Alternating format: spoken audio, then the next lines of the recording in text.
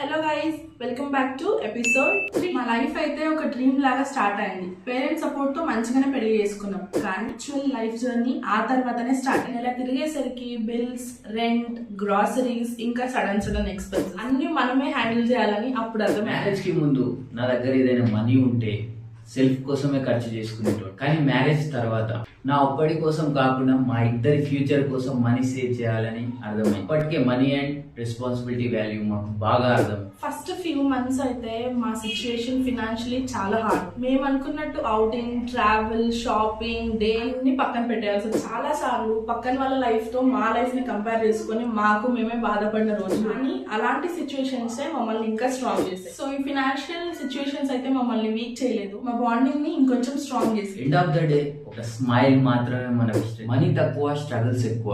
ఇద్దరం కలిసి కూర్చొని మాట్లాడుకొని ప్లాన్ చేసుకున్నాం కాబట్టి కష్టాలని హ్యాండిల్ చేయగలిగాం. Thank you guys. Like and subscribe for more videos.